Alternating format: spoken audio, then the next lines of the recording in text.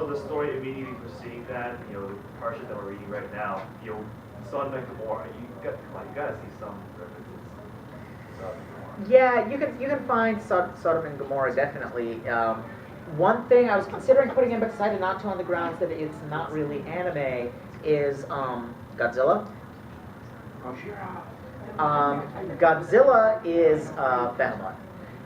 He's more Behemoth than Leviathan because he mostly fights on land, even though he is from the sea. And I could probably make an argument for Rodan or Mothra as Ziz. Probably more Mothra because Ziz is kind of the calming influence on the other two, and Mothra is more good guy-ish.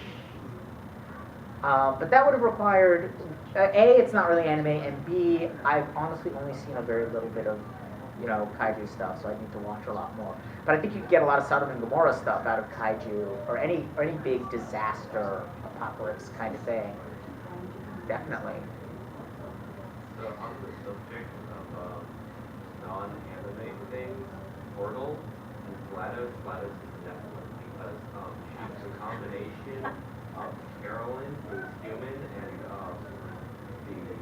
the computer, which Kate Johnson saw as the perfect body for him and everything.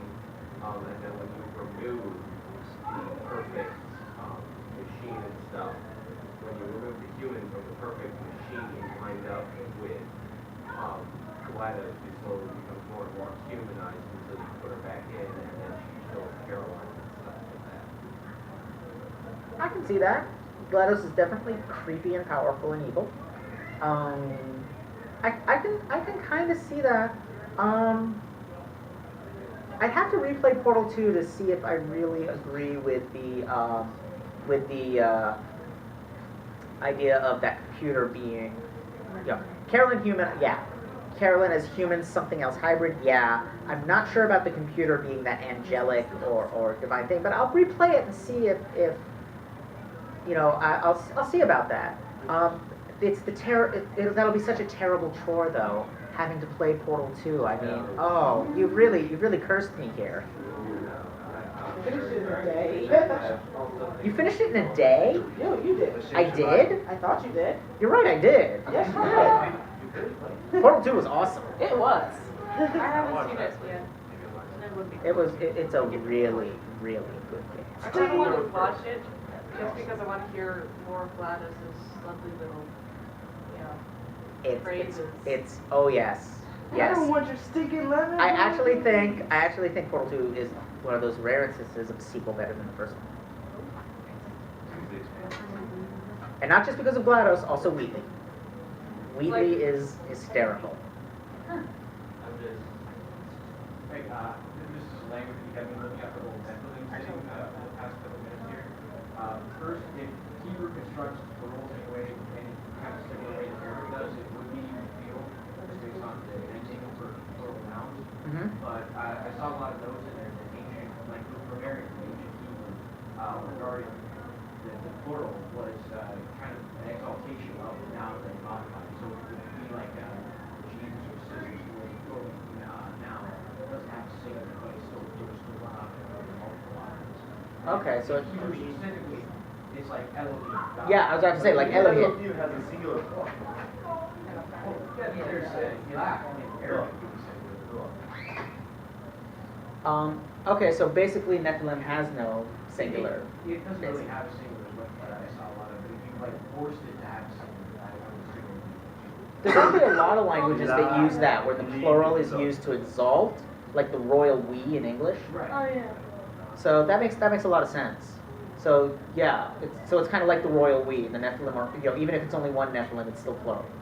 Okay, thank you. This has been a great panel. I just wanted to say one. Thank you.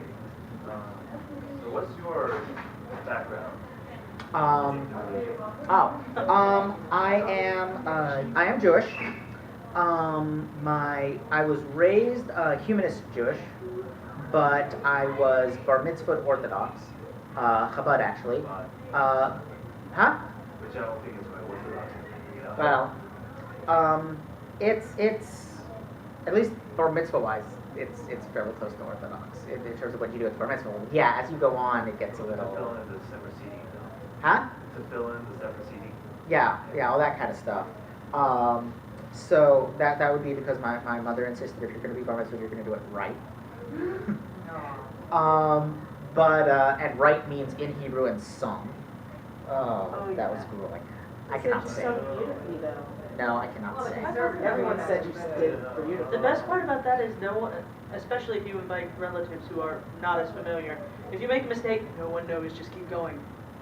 Well, I kept doing that because, of course, they would not let me say, when practicing, they would not let me say Adonai. I had to say Adashem because you're not allowed to say it unless you're praying. That's correct. Yes. That's actually not correct.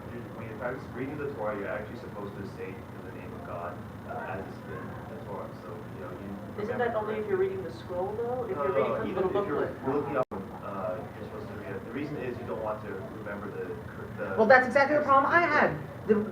Rabbi Deitch insisted that I had to say Adashem, Adashem, Adashem, Adashem. And then when I get up there and I'm reading from the big Torah scroll, I keep accidentally saying Adashem, I mean Adonai. Huh? Yeah. Wait, is it fair? Yeah. Oh my God, that was there last year for MacFest. That was. This is so good. Well, I'm local, so. Yeah, so anything else? I think we're actually about out of, no, we're not, we've still got 10 minutes, until I'm supposed to stop. So anybody else wants to bring anything up? Looks like I'm gonna have to add about 15 minutes of content to this for next time. But you've been a great audience, thank you. This was my last panel of the weekend and I quite enjoyed it, so, and that's because of you guys. Thank you all. Like I said at the beginning, any work is a collaboration between the creator and the audience. And you guys were great collaborators.